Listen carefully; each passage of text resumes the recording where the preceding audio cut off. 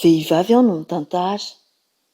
Ny volana janoary 2024 no nanaovana ny mariazinay ary mbola nianatra aho tamin'izany ka nanapa-kevitra izahay fa rehefa vita mihitsy ny fianarako vao hiteraka. Ny taona 2024 dia vita soamantsara tokoa ny fianarako ary tena faly be izahay fa afaka hiteraka amin'izay. Kinanjo tsy nisy. Nandeha ny fotoana, niandry fa tena tsy nisy mihitsy. Nanomboka navetsatra taminay izy fa ahazoana zanaka io. Tena misy ny alahelo indrindra rehefa mijery ny zanaky ny olona satria mba te-hanana ny antena ihany koa. Marihiko fa efa kristianina miorina tsara izahay roa ka isan'andro dia nitalao tamin'Andriamanitra foana mba omeny zaza.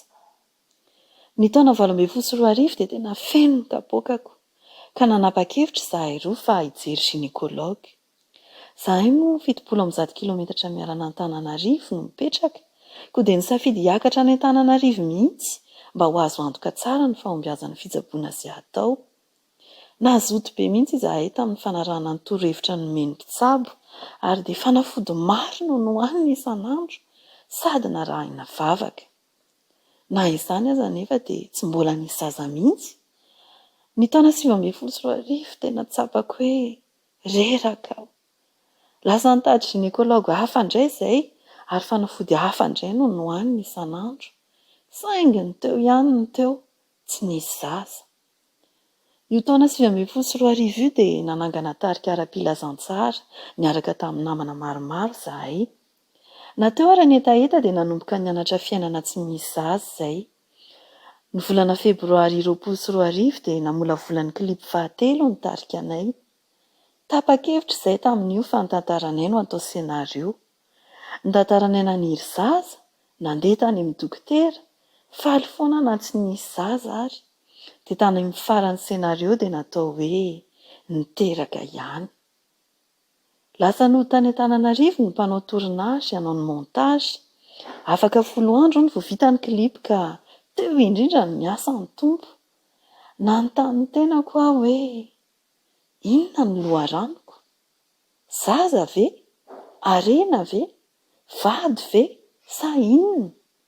Tsapako ny teny tamiko mihitsy ny tompo hoe raha mbola ireo no ataoko loharano dia mbola angedahita foana aho. Fa raha Jesosy kosa dia tsy angedahita mandrakizay aho. Izay hitantsika ao amin'ny Jaona 4 izany. Nanomboka teo dia tena resy lahatra fa na omeny zaza na tsy omeny zaza dia Jesosy ny loharanoko. Na manan-karena na tsy manan-karena dia Jesosy ny loharanoko. Tena niova ny antom-pisiako. Tsy nankiniko tamin'ny zavatra ny tany intsony ny hafaliako fa nankiniko tamin'i Jesosy. Ary tena misy fiadanana.